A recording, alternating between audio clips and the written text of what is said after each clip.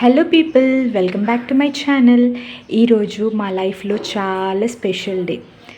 తల్లిగారి ఇంటి నుండి మెట్టినింటికి వచ్చిన రోజు, నా ఇంటి పేరు మారిన రోజు, అదేనండి మా పెళ్ళి రోజు. మా పెళ్ళి జరిగి ఈ రోజుకి 7 ఇయర్స్ ఆఫ్ టుగెదర్నెస్. ఈ 7 ఇయర్స్ అసలు ఎట్లా గడిచిపోయినాయో తెలియట్లేదు. అండ్ ఈ 7 ఇయర్స్లో మేము చాలా నేర్చుకున్నాము.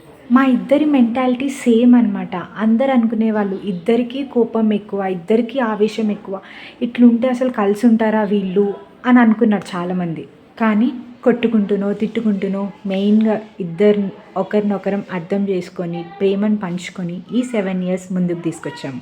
అండ్ ఒక రిలేషన్షిప్ మెయిన్గా వైఫ్ అండ్ హస్బెండ్ యొక్క రిలేషన్షిప్ స్ట్రాంగ్గా ఉండాలి అంటే నేను ఈ 7 ఇయర్స్లో నేర్చుకున్నది ఏంటంటే, ఫస్ట్ మెయిన్ థింగ్ అడ్జస్ట్ అవ్వడం నేర్చుకోవాలి. మన పేరెంట్స్, మన మమ్మీ డాడీ ఇప్పటికీ కలిసి ఉన్నారు అంటే వాళ్ళు ఎంత అడ్జస్ట్ అయ్యి ఉంటారు. కానీ ఇప్పట్లో ఆ అడ్జస్ట్మెంట్ అన్నది చాలా తగ్గిపోయి చిన్న వాటికి కూడా విడిపోతున్నారు.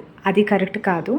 అడ్జస్ట్ అవ్వడం నేర్చుకోవాలి. And second most important, respect.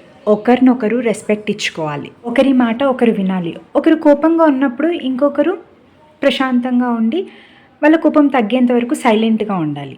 And third most important, సైలెంట్గా ఉండడమే.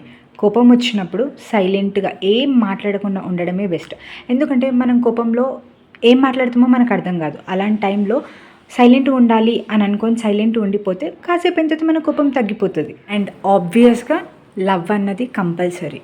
ఇవి కొన్ని ఉంటే మ్యారేజ్ అన్నది చాలా బ్యూటిఫుల్గా ఉంటుంది. So respect your partner no matter what and learn to adjust. And special day కాబట్టి నేను, మా వారు, మా పిల్లలతో కలిసి, మా అత్తయ్యతో కలిసి బయటికి వచ్చినాం అనమాట ఈవినింగ్ టైంలో. డే టైంలో కొంచెం బిజీ షెడ్యూల్ ఉండడం వల్ల మా ఆయనకి డే టైంలో ఎక్కడికి వెళ్ళలేదు.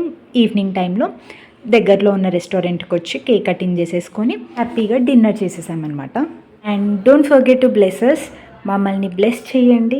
రైట్ పర్సన్ లైఫ్ పార్ట్నర్గా వస్తే మ్యారేజ్ లైఫ్ బాగుంటుంది అని చాలామంది అంటారు. ఎస్, అది నిజం. నేను మా ఆయన దగ్గర నుండి డైరెక్ట్గాను ఇండైరెక్ట్గాను చాలా అంటే చాలా నేర్చుకున్నాను. అండ్ మా హైరమ్మ పుట్టిన తర్వాత ఇది మా ఫస్ట్ మ్యారేజ్ యానివర్సరీ. ఇప్పుడు మా ఫ్యామిలీ అన్నది కంప్లీట్ అయింది విత్ 4 members. చూడండి, మా హైరమ్మ ఒక్కరి దగ్గర ఉండట్లేదు, ఎవరిని సరిగ్గా తిననివ్వట్లేదు. కాసేపు వాళ్ళ నాన్నమ్మ ఎత్తుకుంది, కాసేపు వాళ్ళ డాడీ, కాసేపు నేను. అట్లుంటుంది మరి చిన్నపిల్లలతో బయటికి వెళ్తే.